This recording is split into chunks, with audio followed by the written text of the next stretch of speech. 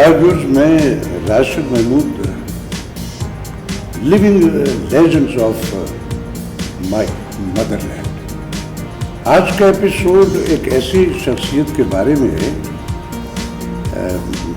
आज मैं एक तो पहले इनके साथ आज ये जो एक एपिसोड करूँगा, ये मेरे लिए सादत की बात है। आप बहुत अच्छी तरह शनास है मुझे, घर में पिछले 40 बरस से मौजूद हूँ, लेकिन आज जो शख्सियत मेरे इस प्रोग्राम में सेलिब्रिटी हैं, मेरी गेस्ट हैं, वो इस मुल्क ही के नहीं सब कॉन्टिनेंट इंटरनेशनल फिगर है।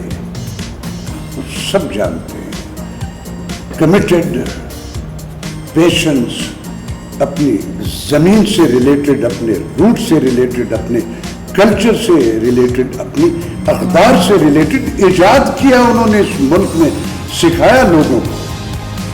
बहुत बड़ा नाम, राइटर हैं, फिल्म लिखी उन्होंने, इतने ड्रामे लिखे कि आज पीटीवी की जो प्रोफाइल है ना, उसमें अगर कोटेशंस हैं तो ये चंद नाम है, और उसमें मेजॉरिटी जो ड्रामे हैं इस शख्सियत के लिखे हुए। रेडियो के लिए लिखा, स्टेज के लिए लिखा, उनको न सिर्फ नेशनल प्राइड ऑफ परफॉर्मेंस नहीं, इंटरनेशनल कई अवार्ड्स हैं उनके पास।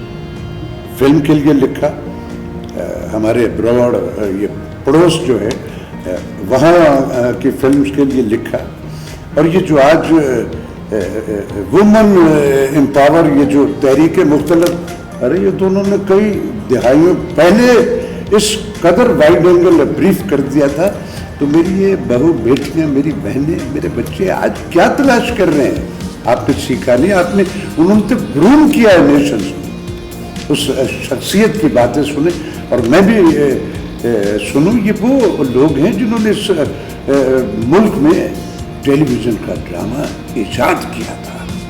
ये है पाकिस्तान टेलीविज़न, ह्यूमैनिटी, अक़दार, रब ने जो ज़मीन पे एक सिनेरियो दिए, उसी को वो आगे लेके निकलते। मेरी आज की शख्सियत है इस मुल्क का बहुत बड़ा नाम, मैडम हसीना मोइन। अस्सलाम वालेकुम। आप इट्स प्लेजर फॉर मी, मेरे लिए ये सादत है। मैं बहुत सारे इस मुल्क के, ये मेरा एक ये जो चल रहा है ये सिलसिला लिविंग लेजेंड्स माय मदरलैंड, तो आप ये तो ऐसा इत्तेफाक हुआ कि आपसे मुलाकात, और बड़ी इतनी दहाइयों के बाद, लेकिन आप हमारी कलेजों में हैं। सिग्नल हमारे अपने बड़ों के साथ ड्रॉप हैं, लेकिन सिम में जो है वो एक्टिव है आप।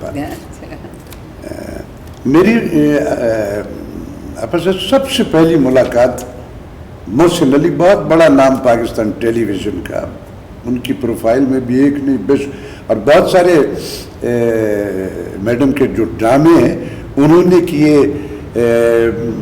उन्होंने शहजाद खलील और जो सारा काज़मी, ये सारे के सारे वो लोग हैं। उस जैसे लोग अब नहीं आएंगे, क्योंकि सीखने का प्रोसेस ही नहीं है। हर बंदा जो उसको सब कुछ आता है, टिक टिक टिक टिक टिक टिक। अब सबसे पहले तो मैं व्यूज़ के लिए बड़ी एक, क्योंकि आप मोस्टली ज़रा ये जो सोशल एक्टिविटीज़ में होती हैं, लेकिन ये जो अनड्यू प्रोजेक्शन लोगों की तो ख्वाहिश होती है, आप उसको थोड़ा अवॉइड करती हैं। तो व्यूज़ ये मेरे लिए नहीं, आपके लिए भी एक सादत है कि आज आप मैडम हसीना मोइन से बात कर रहे हैं। इनकी प्रोफाइल, इन तारीख़ी पैदाइश जो है कानपुर इंडिया में पैदा हुई, तालीम मोस्टली जो है इन्होंने कराची में हासिल की, और इनके मशहूर ड्रामे में नाम लूँगा तो आपके कानों से धुएं निकलने शुरू हो जाएंगे कि ये सारे के सारे आपने लिखे।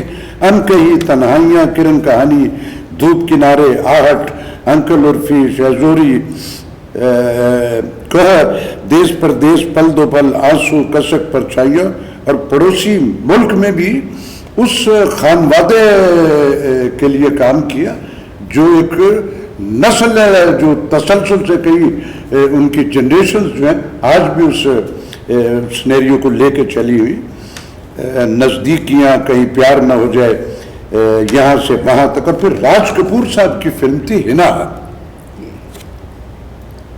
اسپیشلی اس سے یہ اعزاز جو ہیں یہ گمک سے یا یہ مداریوں کے آج کل تو رواج مداریوں کا ہو گیا نا, گمکس بیچ رہے, خواب بیچ رہے, خواب ساری دنیا میں بکتے ہیں اور بڑی آسانی سے بکتے ہیں, لیکن وہ فار دا ٹائمنگ ہوتی ہے, آنکھ کھلتی ہیں تو فیکٹس نہیں ہوتے. اب کیا میں کیا سوال کروں تو سوچ ہی نہیں رہا. آپ نے یہ جو سارا اپنے ٹینور میں کام کیا, آپ نے ایک بیسک گراؤنڈ اس طرح سالڈ بنا کے دے دیے ملک میں. آپ کے بعد اصغر ندیم سید تو آپ کے بہت بعد میں آئے, امجد اسلام امجد بھی آپ کے بعد میں آئے. اس دور میں آپ تھی, یہ شاید میرے خیال کبھی کبھار کوئی میرا خیال ہے حمید کاشمیری صاحب یا مجھ سے پہلے جو لوگ تھے وہ سارے ادیب تھے. جی آپ وہ, اور میں پہلی جو تھی جو یونیورسٹی سے ڈائریکٹ آئی تھی. آپ تو ٹرینڈ سیٹر ہیں نا, وہ تو سارے پہلے ان کا ایک روٹ اور تھا, اس کو کرتے تھے. میں کریڈٹ دیتی ہوں اپنے ان پی ٹی وی کے کنٹرولرز کو, ڈائریکٹرز کو, جیسے اسلم اظہر صاحب ہیں, ناصر صاحب ہیں, اور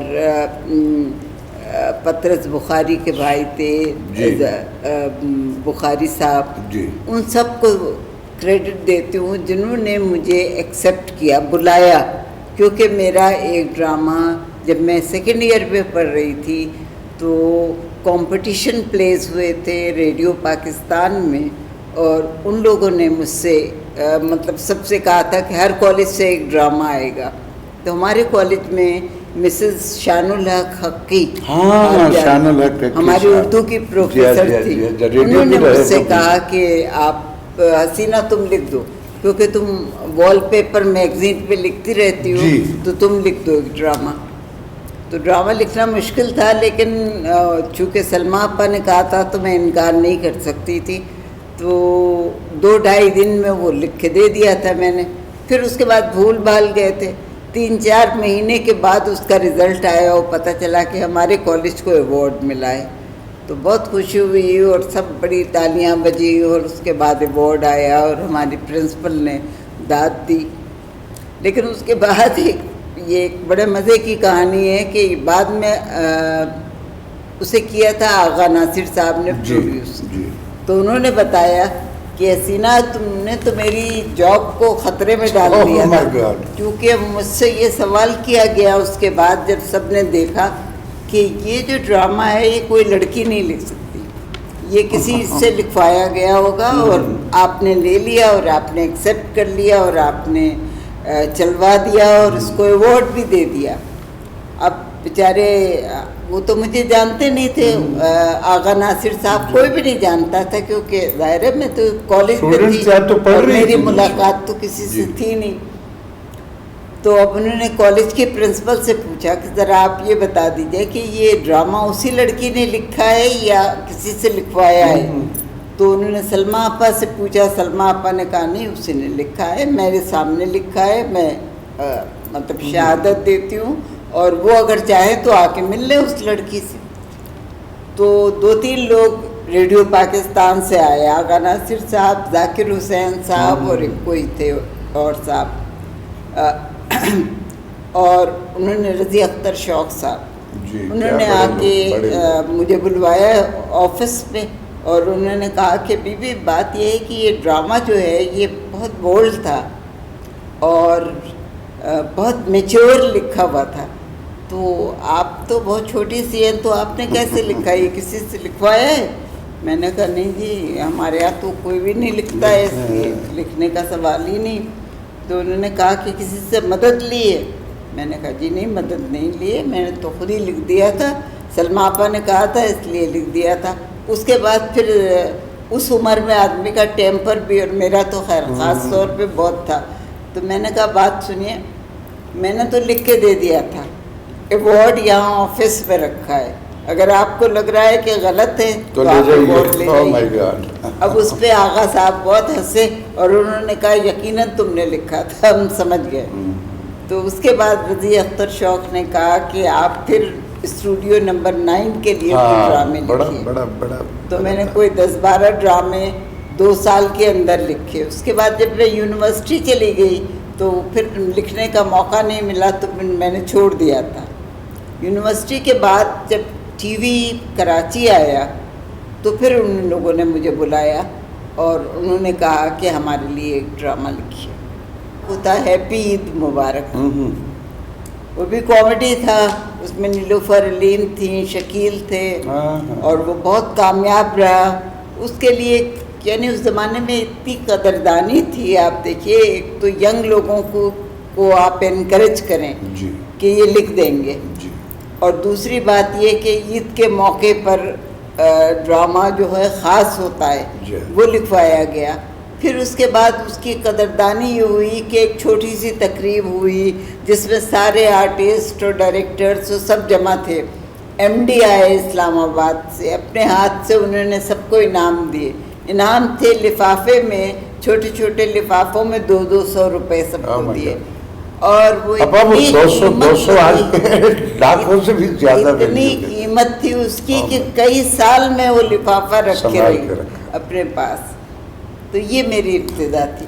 دیکھیں اب یہ ساری عطا جو ہوتی ہے یہ تو گاڈ گفٹڈ, اندر رب نے کانٹینٹس میں آپ کے وہ ایک سب سے پہلے تو اسٹیٹکس اس نے اندر رکھی ہوئی ہے, پھر آپ کے اندر ایک پیشنس ہے, ایک ارادہ ہے, ایک کمٹمنٹ ہے, پھر آپ کی گرومنگ میں گھر کی موافقت ہے جس نے اس قدر بولڈ کر دیا ہوتا آپ کو کہ آپ اپنا ڈیسیژن خود لینے کے قابل ہو چکے ہوتے ہو. یہ بہت کم ہے میرے ملک میں. پھر اس کے بعد آپ کے ڈراموں کا ایک سلسلہ ہے ایسے تبادل سے, اور ایسے پھر میں نے ایک چیز اور آپ کے ڈراموں میں فیل کی ہے کہ مجھے کبھی کبھی لگتا ہے کہ آپ کے ڈرامے کے کرداروں کی کاسٹنگ میں آپ کا بڑا میجر حصہ رہا پورا پورا پورا, کیونکہ آپ نے اس کے لیے ویژول باقاعدہ لڑکیوں کو تو میں ڈھونڈ کے لاتی تھی. بہت عمدہ, بہت عمدہ.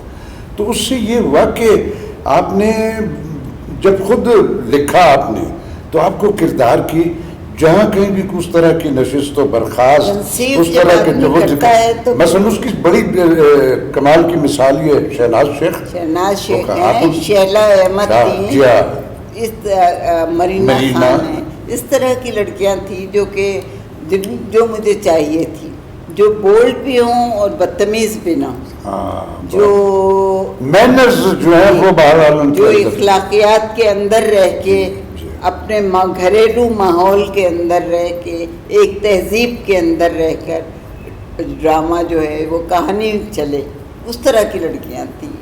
اور پھر آپ کے میڈم وہ جو سکرپٹ وہ جو ہوتا وہ اس قدر بولڈ اور اس قدر ہیومینٹی سے جڑا ہوا, ہماری ریلیجن سے جڑا ہوا, اور ہماری اقدار جو اس سے باہر نہیں ہوتا, تو اسی میں ایک بولڈنس ہوتی تھی جو آپ نے, یہ بڑا مشکل کام ہے. اس کے بعد نہیں کوئی مجھے ابھی تک دکھا, میں بھی ساری زندگی یہی کام کیا. وہ آپ لوگوں نے چھوڑ دیا نا وہ کرنا. عورت کو میں نے چاہا تھا, کیونکہ میں نے جب لٹریچر پڑھا تھا اردو لٹریچر, تو اس میں عورت کو بڑا کمزور دکھایا گیا تھا کہ وہ ہر طرح کے کام کرتی ہے, باپ کا حکم بھی مانتی ہے, سسرال جاتی ہے تو وہاں بھی اس کے اوپر ظلم ہوتا ہے, شوہر بھی ظلم کرتا ہے مگر وہ سر جھکائے سب کی, اور یہ بڑی شان سمجھی جاتی تھی کہ عورت کی یہ عظمت ہے. تو میں نے ایک دن اپنی والدہ سے کہا تھا کہ یہ کوئی عظمت نہیں ہے اماں, یہ گڑبڑ ہے, ڈومینیشن ہے, کام کر رہی ہے اس پہ. پھر انہوں نے کہا تھا نہیں بیٹا, یہ بعض بچیوں کو کرنا پڑتا ہے, قسمت کی بات ہوتی ہے. لیکن یہ میں نے کہا قسمت بھی تو خود بنانا پڑتی ہے نا, اللہ میاں نے یہ تھوڑی کہا ہے کہ آپ قسمت پوری کے پوری لکھی ہوئی ہے اور آپ اس کے اوپر چلتے, کچھ آپ بھی تو کوشش کریں. یہ آپ کا کمال تھا حسینہ, آپ نے اس وہ جو ایک دیکھیں ہمارے ریلیجن جو بینگ اے مسلم اس قدر آزادیاں, اس میں مادر پدر آزادیاں نہیں ہیں, ایک حدیں ہیں ان کے اندر ہے, کیونکہ ہم نہیں تھے نا, ہمارے گھر میں وہ نہیں تھی, ہمیں بھی ایک اجازت تھی ایک حد کے اندر, اس حد کو ہم کراس نہیں کر سکتے. آپ نے اس قدر محنت کے ساتھ ان قباحتوں کو جو اس دور میں تھی اس طرح ان کو شوگر کوٹڈ پورٹری کیا کہ کسی کو انگلی رکھنے کی بھی جرت نہیں ہوئی. حالانکہ وہ اس دور میں وہ جو آج باغی پیدا ہو رہے ہیں بغیر کچھ کیے آپ نے ایک ایسے دور میں یہ ساری کی ساری چیزیں. اور میں کبھی کبھی سوچتا ہوں آپا کہ یہ جو خواتین ہماری بہنیں بہو بیٹیاں جو یہ جو کچھ کبھی کبھار وہ انڈیو سی جو وہ ڈیمانڈس کرتی ہیں, ارے وہ ڈیمانڈ بڑی ریسٹرکشنز میں اعتدال سے اور حقوق کے حوالے سے تو برس پہلے آپ نے اس کی بنیاد ایک بار نہیں, اس کی ایک تسلسل سے وہ سارے کا سارا منفعات تھی بچیاں ہوا کرتی تھی. وہ ذرا چونکہ رورل ایریاز سے ریلیٹڈ جو کانسیپٹ تھے وہ اس پہ ایک ان کا. اب آپ کیا سمجھتی ہیں کہ ہمارے ملک میں جو پاکستان ٹیلی ویژن فیملی چینل تھا, ڈرامہ اس سب کانٹیننٹ میں ایجاد اس نے کیا, پھر اس کے بعد یلغار آئی گئی, پھر ہم واپس آئے, پھر واپس گئے. ریٹنگ کا یہ جب ہمارے ملک میں چینلز کا ایک سلسلہ بڑا ہے تو اس میں آ کے ایک ریٹنگ کا جو کانسیپٹ ہے وہ بڑا کہ جی ریٹنگ میں سمجھتا ہوں الیکشن جو کسی بھی ملک کا ہوتا ہے جس میں ارباب اختیار, اس سے بڑی کوئی ریٹنگ ہو سکتی ہے. ہم ووٹ دیتے تو اس کو تو آج تک 72 برس نے مانے نہیں, جو بھی ہوا الیکشن تو اس نے کہا یہ دھاندلی ہوئی. تو ابھی کہاں گئی ریٹنگ, ہمارا ایک الگ ہی سلسلہ ہے چل رہا وہ چلتا چلا جا رہا ہے. وہ ہم عجیب طرح کی سیاست کر رہے ہیں. اچھا, اب آپ سوشل ایکٹیویٹیز میں بھی میں نے دیکھا ہے, اور آپ کی یہ جو چھوٹی سسٹر ہیں ہماری میری بہن غزالہ, وہ بھی بڑی کمیٹڈ ہیں.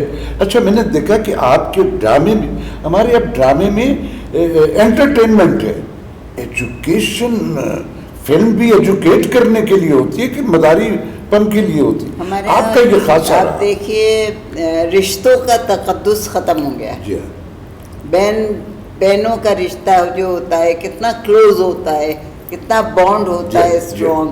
بھائی کا بہن سے رشتہ کتنا اسٹرانگ ہوتا ہے, باپ کا بیٹی سے, ماں کا بیٹی سے.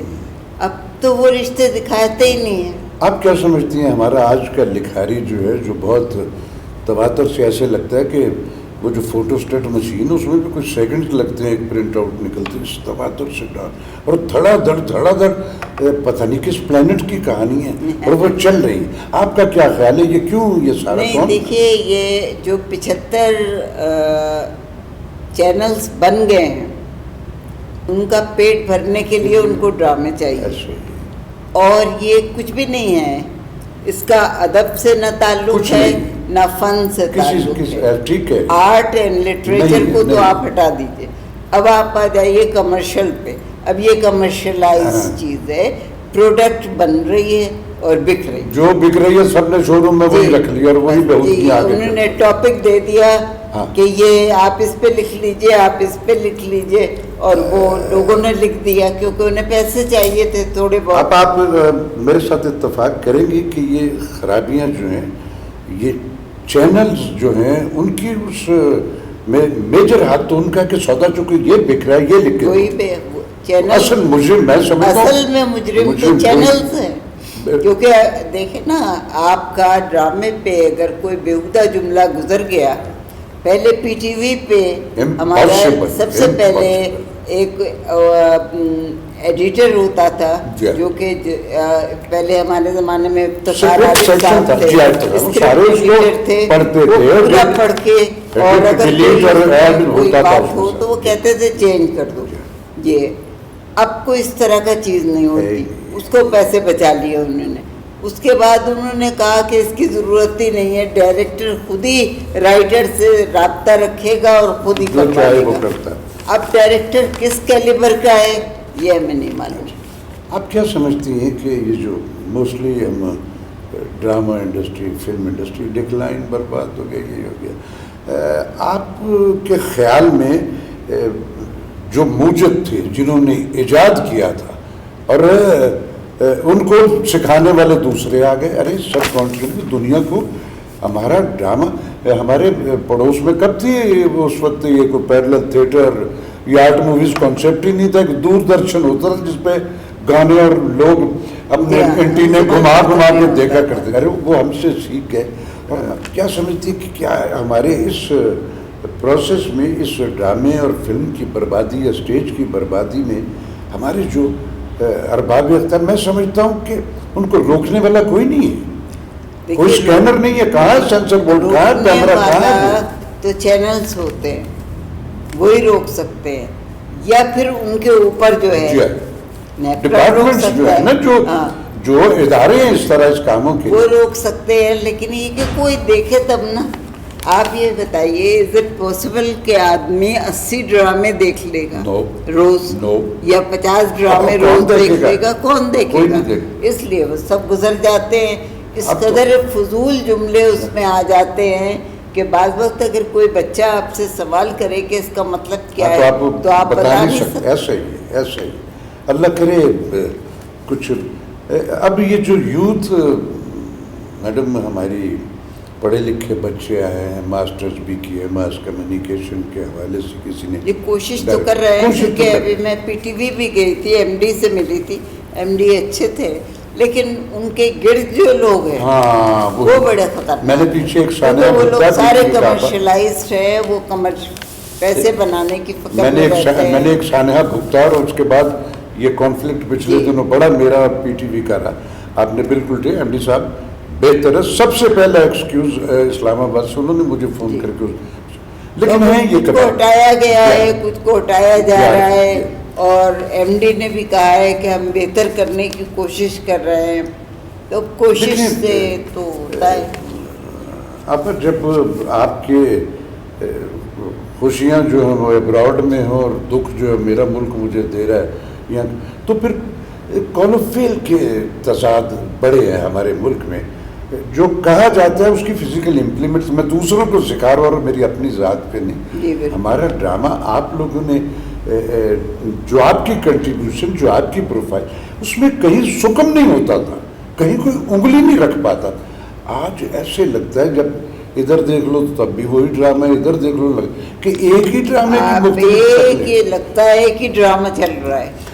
اب آپ کیا سمجھتے ہیں کہ پچھلے دور میں جو ان ڈراموں میں آرٹسٹ ہوا کرتے تھے، ان کی اور آج جو ڈرامے کی ہماری کمیونٹی، اس میں بھی کچھ ڈفرینس ہوتا ہے؟ پہلے زمانے میں جو آرٹسٹ تھے، ہمارے زمانے میں کہوں گی، پہلے زمانہ تو مجھے نہیں معلوم، لیکن میرے زمانے میں جو آرٹسٹ تھے وہ ہم لوگ خود لے کے آتے تھے.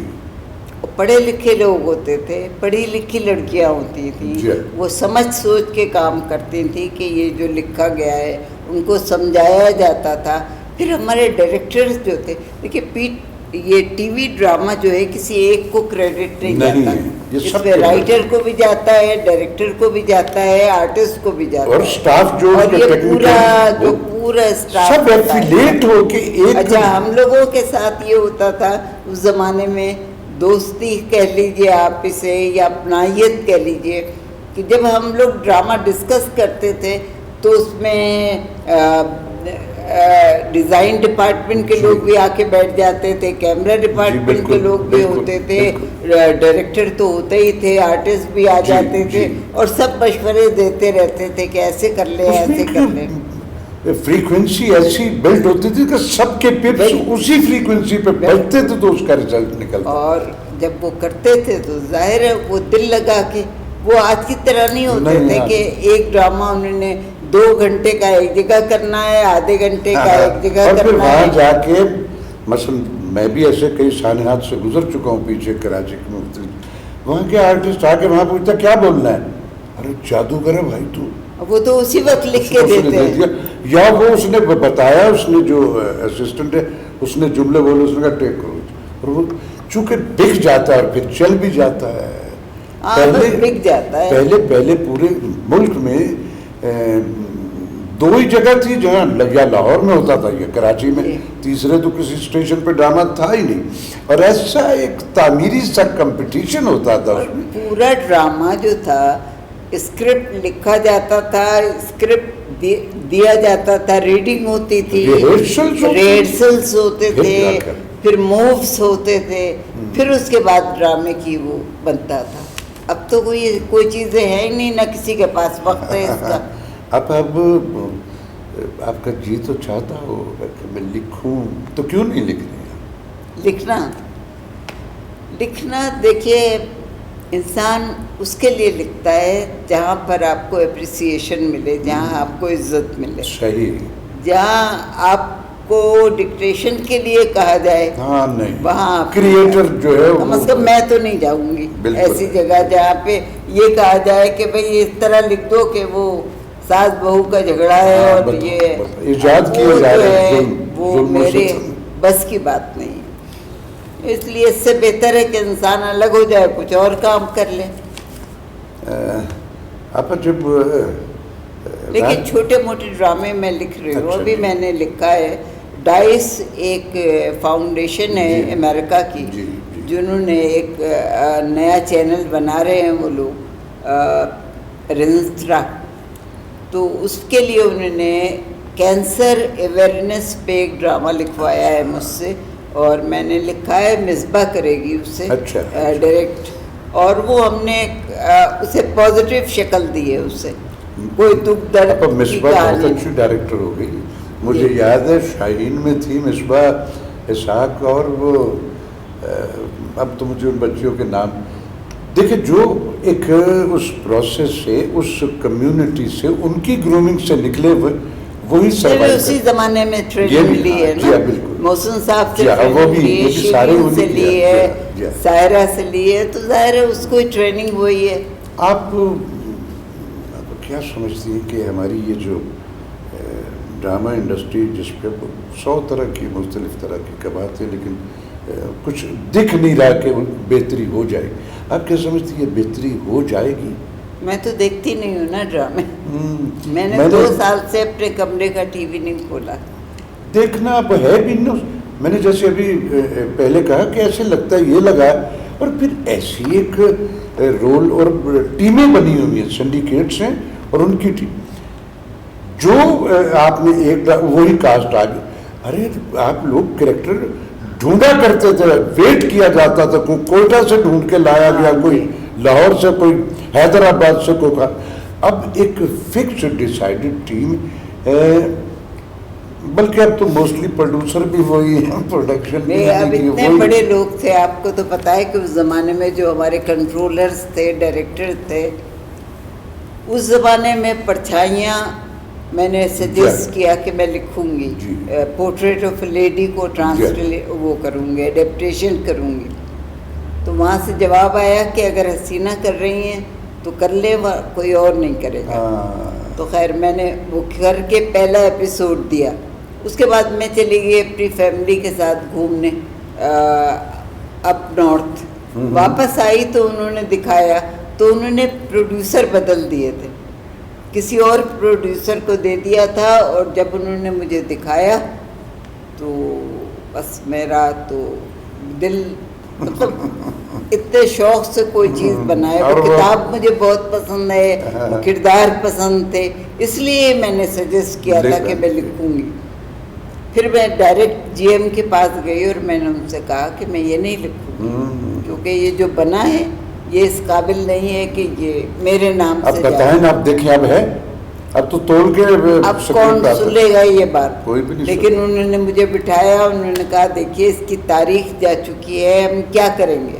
میں نے کہا میں نہیں جانتی, لیکن میں اس کو پرولونگ نہیں کر سکتی, آگے نہیں بڑھا سکتی, میں اپنے حساب سے کرتی ہوں.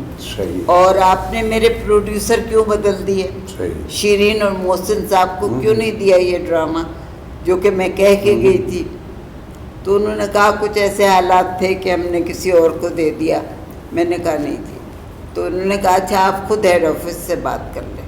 میں نے ہیڈ آفس میں اسلم اظہر صاحب سے بات کی. میں نے کہا سر میں نے یہ بڑی محنت سے لکھا, لیکن یہ اچھا نہیں بنا ہے, آپ بھی دیکھیں گے تو آپ اسے ناپاس کر دیں گے. تو اس لیے بہتر یہ ہے کہ اس کو یا تو نہ کیا جائے, اور اگر کیا جائے تو پھر جو میں کہوں گی وہ ہوگا. تو انہوں نے کہا بتائیے آپ کیا کہنا چاہ رہی ہیں. میں نے کہا اسے میرے پروڈیوسر جو چل رہے ہیں ابھی تک, شیرین اور محسن مستقل چل رہے تھے وہ, تو وہ ان کو دیا جائے, ان کا کام ہے یہ. اور دوسری بات یہ کہ میں نے ہیرو ہیروئن کے لیے سائرہ اور راحت کا نام دیا تھا, تو وہ بھی نہیں آئے. اسلام آباد سے ان کو بھجوائیے, تب یہ ڈرامہ دوبارہ بنے گا. اب آپ یقین کیجیے ضرورت کو انہوں نے 3 دن کے اندر یہ کام کیا اور وہ دوبارہ بنا اور وہ چلا.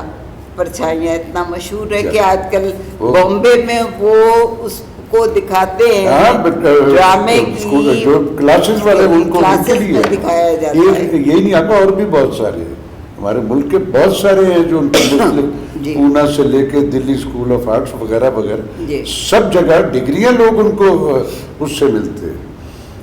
اب یہ جو جس دور سے اس لمحے موجود میں آ جاتے ہیں, کیا آپ سمجھتی ہیں کہ اس ملک میں یہ جو نیا پاکستان بنا ہے, اس میں ایک آئیڈیالوجی کنونسنگ ہوئی سب کے لیے, میجورٹی نے ووٹ بھی دیے, آ بھی گئے, آپ سمجھتے ہیں کہ جو کہا گیا تھا اس کی فزیکل امپلیمنٹس دکھ رہی ہیں آپ کو؟ دیکھیے بات یہ ہے کہ نیا پاکستان بننا بھی چاہیے جی, اور لازمی ہے ہمارے لیے جی, کیونکہ ہم بہت برباد ہو چکے ہیں.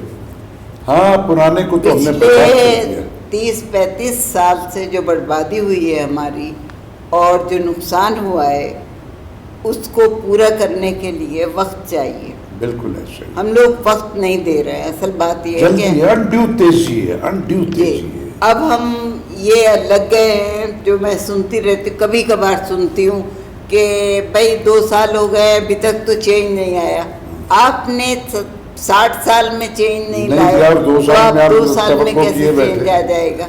تو چینج کے لیے انتظار کرنا ہے ہمیں, اور ہمیں خود کو بدلنا ہے. بے شک. دیکھیے یہ نہیں ہوتا کہ حکومت ہمیں بدل دے گی, ہم بدلیں گے, ہم اپنے آپ کو بدلیں گے, ہم اپنے کو بہتر بنائیں گے, ہم پاکستان کو اس سے محبت کریں گے, ہم بے ایمانی نہیں کریں گے, ہم جھوٹ نہیں بولیں گے, ہم دھوکہ نہیں دیں گے.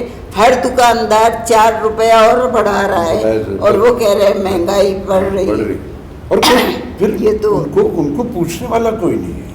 کیسے دیکھیں نا مہنگائی.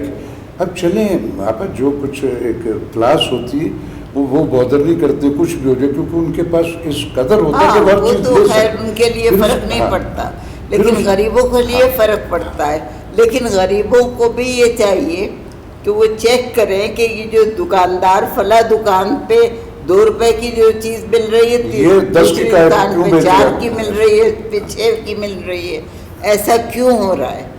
آپ ہم گوشت 500 روپے مٹن ہوتا تھا تب بھی لیتے, اب 1500 ہے, تب بھی لائن میں لگے. اب شکر کا جو چکر چلا ہے, پہلے بھی چلا تھا ایک دفعہ, شکر غائب 5 سال کے زمانے کی بات ہے, کھینچ کے رکھ دیا تھا اس نے, پوری غائب ہو گئی اور گڑ لینا پڑا تھا لوگوں کو. تو اب اگر آپ کی شکر جو ایکسپورٹ کر دی گئی ہے, مجھے نہیں معلوم کیا ہوا ہے, لیکن جو کچھ بھی ہوا ہے تو اب آپ کو حالات کے مطابق ہی گزارا کرنا ہے نا اپنے ملک کا. سب سے بڑی بات تو میں یہ کہتی ہوں راشد صاحب کی, ملک سے محبت کیجیے. اصل بات آپ ملک سے محبت نہیں کریں گے, یہ شان ہے ہماری پاکستان, یہی شناخت ہے ہماری, ہم اس سے ڈینائل. اور آپ محبت نہیں کرتے, آپ اپنے آپ سے کرتے ہیں, آپ روپے سے کرتے ہیں, آپ باہر والوں سے کر رہے ہیں, اس کا نتیجہ یہ ہو رہا ہے کہ بربادی ہو رہی ہے. بالکل ایسا ہی. اب بالکل مجھے ایسے لگ رہا ہے جیسے میں بالکل ایک فلیش بیک پیریڈ میں اور اس انرجی میں بیٹھا ہوں. آپ بڑے لوگ ہیں, بڑے ویسے لوگ اب نہیں آئیں گے یہاں ابھی. دیکھیے ہمیں تو بچپن سے اس ملک سے پیار ہے. ہم جب آئے تھے چھوٹے سے تھے, لیکن قائد اعظم کا نام ہمیں یاد تھا, تو محمد علی جناح زندہ باد کرتے ہوئے ہم لوگ جہاز سے اترے تھے. اور میرے والد نے, میری والدہ نے ہمیشہ یہ تربیت دی کہ اب یہ ہمارا ملک ہے. حالانکہ میری والدہ کے اوپر بہت برا وقت گزرا تھا, بہت اچھے گھر سے وہ آئی تھیں اور اپنا سب کچھ چھوڑ کے آئی تھیں, اور ان کو کبھی وہ زندگی نہیں ملی جو وہ چھوڑ کے آئی تھیں, لیکن انہوں نے کبھی شکوہ بھی نہیں کیا. اور بچوں کی 8 بچوں کی تربیت کرنا, ان کو پڑھانا, اور اس انسان کا جو میرے والد تھے جو رشوت کو ہاتھ نہیں لگاتے تھے، نہ وہ کہتے تھے نہ میں لوں گا نہ دوں گا، جس کے لیے بڑا نقصان بھی ہوا ہمارا، لیکن کیونکہ ہمیں یہاں پہ کراچی میں پگڑی دی جاتی تھی، جب ہم لوگ ابا کا ٹرانسفر یہاں ہوا تو انہوں نے کہا پگڑی دینا ہوگی، ابا نے پوچھا یہ پگڑی کیا ہوتی ہے، تو انہوں نے کہا ایک طرح کا ایک وہ ہوتا ہے، تو انہوں نے کہا کہ نہیں جی یہ تو رشوت ہے، ہم تو وہ تو اس میں جا کے رہیں گے، تو ہم لوگ جا کے ہوٹل میں رہنے لگے، 3 مہینے ہوٹل میں رہے، تو پھر میرے ماموں آئے انڈیا سے، انہوں نے کہا بھائی صاحب آپ تو سارا پیسہ ختم کر دیں گے، اتنے بچوں کے ساتھ آپ ہوٹل میں رہ لوگ تھے نا، انڈیو کمپرومائز نو آن فٹ، جو سینیریو بنا کے نکلے، جو سکھایا، جو گھر سے ہر گروہ میں ہماری رگوں میں ان کا خون ہے بس یہ بات۔ پھر دیکھیں نا پھر اس کے آفٹر افیکٹ حسینہ معین ہے نا، غزالہ ہیں آپ کے، ان کے بچوں سے آج ملاقات ہوئی، بتائیں نا اور زندگی کی سکسیسز پلیئر، اور اس کا شکر، اور اس سے زیادہ کیا ہوگا بھائی۔ اب بڑا اچھا لگا آپ سے، اور ویورز آپ نے حسینہ آپا کو ان کی اس آئیڈیالوجی کو بھی دیکھا ہے کہ نہیں، یہ ساری جتنی میں نے کہی اس یقین کے ساتھ کہہ رہا ہوں کہ میری یہ جو جنریشن اب جو امیوں کا روپ اختیار کر چکی ہے، انہوں نے سب نے ان کو دیکھا ہوا ہے، اور اس تواتر سے، اس دل جمعی سے دیکھا اور اس سے سیکھا زندگی میں، ان کی زندگیوں میں یہ ساری کی ساری آئیڈیالوجی اس طرح لیو کر گئی ہے کہ اس سے ان کی اگلی جو جنریشن، اگلے تسلسل جو ہے وہ بھی ویل مینرڈ، کمیٹڈ اور پیشنس والے سارے کے سارے لوگ ہو گئے ہیں۔ اب کچھ شکریہ آپ کا، کچھ کہیں اپنے ویوز کو، کوئی ایک میں لکھنے والوں کو یہ کہنا چاہتی ہوں کہ اپنی قوم کا مزاج نہ بدلیں، پہچان نہ بدلیں، اقدار نہ بدلیں، ویلیوز نہ بدلیں۔ ہماری ایک تہذیب ہے جو دنیا بھر میں مشہور ہے۔ پاکستانی ڈرامہ پہچانا جاتا تھا، اگر باہر دکھایا جاتا تھا تو فوراً پہچانا جاتا تھا۔ اب پاکستانی ڈرامے کا کوئی نام نہیں لیتا اس طرح، تو پلیز اس کو قائم کیجئے، کیونکہ آپ لوگ پڑھے لکھے ہیں، جو لوگ لکھ رہے ہیں لکھ سکتے ہیں، آپ ڈکٹیشن مت لیجئے، آپ چینلز کی بات مت سنیے، جو آپ کا اپنا ادبی شعور ہے اس پہ چلیے اور آگے بڑھیے، کیونکہ ہمیں اگلی جنریشن کو جواب دینا ہے۔ اگلی جنریشن ہم سے یہ سوال کرے گی کہ آپ نے یہ سکھایا تھا تو ہم یہ کر رہے ہیں، تو پلیز وہ مت کیجیے۔ گندگی کو اچھالنا بہت آسان ہے باہر، آپ نے دیکھا ہے آج کل یہ ہو رہا ہے، لیکن اسے سمیٹنا اور اسے ٹھکانے لگانا بہت مشکل ہوتا ہے۔ تو ہم لوگ کیا کام کر رہے ہیں؟ ہم نے کہا ہے ہم بہت بولڈ ہیں، ہم نے بولڈنس کے نام پر گندگی پھیلا دی ہے۔ یہ جو بہنوں میں لڑائی ہو رہی ہے، بہنوئی کے لیے، ساس بہو کا اور سسر اور بہو کا عشق، یہ باتیں جو ہیں یہ ہمارے معاشرے کی نہیں ہیں، نہ ہماری تہذیب کی ہے۔ ایکسٹرا میریٹل افیئرس ہمارے ہاں اگر ہوتے بھی ہوں گے تو ہونے دیجیے، آپ عوام کو یہ نہیں دکھائیں گے، کیونکہ اس سے لوگ ایبزارب کرتے ہیں۔ میڈیا اتنا اسٹرانگ میڈیم ہے کہ وہ تو ایبزارب کرتا ہے کہ اچھا یہ بھی ہو سکتا ہے تو چلو ہم بھی کرتے ہیں۔ ملازمہ آپ کو دکھا رہے ہیں، ملازمہ کا اور مالک کا عشق، تو ملازماؤں کو چھوٹی چھوٹی لڑکیاں ہمارے گھروں میں کام کرتی ہیں، وہ تو ان کی بھی پریشانی ہو جائے گی، وہ کہیں گے کہ ہم بھی یہ کر سکتے ہیں۔ تو ایسا مت کیجیے، قوم کو خراب مت کیجیے، آلریڈی ہم کافی خراب ہو چکے ہیں، اور بہتر بنانے کی کوشش کیجیے۔ آپ کے ہاتھ میں قلم ہے، قلم کی بہت بڑی ذمہ داری ہوتی ہے، اگر آپ قلم کی ذمہ داری نہیں سنبھال سکتے تو چھوڑ دیجیے اسے، اور اگر آپ کو قلم کی ذمہ داری سنبھالنا ہے تو پھر قوم کی ذمہ داری آپ کے ہاتھ میں ہے۔ اس قوم کی, اس ملک کی, اور آپ اس ملک سے وابستہ ہیں, کسی اور ملک سے وابستہ نہیں ہیں. Thank you. ویوز کیا پرفیکٹ جو سچ مچ کی باتیں آپ نے وہ کی. یقیناً آپ ہر انٹرپریٹیشن جو انہوں نے آپ کو دی, آپ کے اندر اتر رہی ہے, ڈرک اتر رہی ہے, اس پہ یقین بھی رکھیے اور اس پہ فزیکل امپلیمنٹس بھی کیجیے. آبا thank you very much. It's a player for me. میرے لیے ایک سعادت ہے آپ کے ساتھ یہ ساری گفتگو کرنا. کوئی بات نہیں.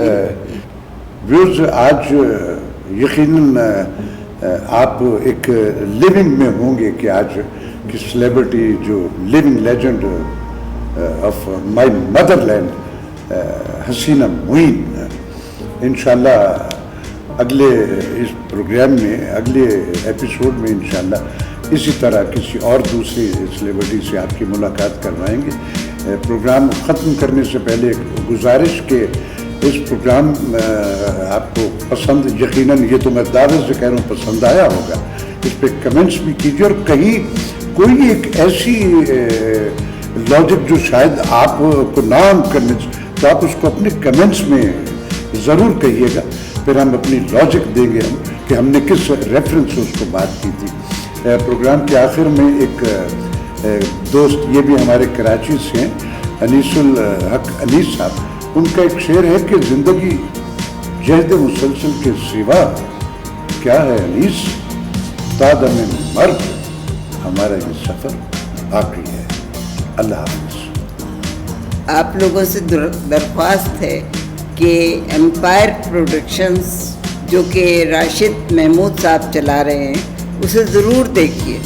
اس میں آپ کو نئی نئی چیزیں ملیں گی, آپ کے اپنے جذبات کے مطابق چیزیں ملیں گی. اس کو دیکھیے, اس پہ کمنٹس کیجیے تاکہ ان کو بھی معلوم ہو کہ یہ چیز اچھی گئی ہے یا بری گئی. بہت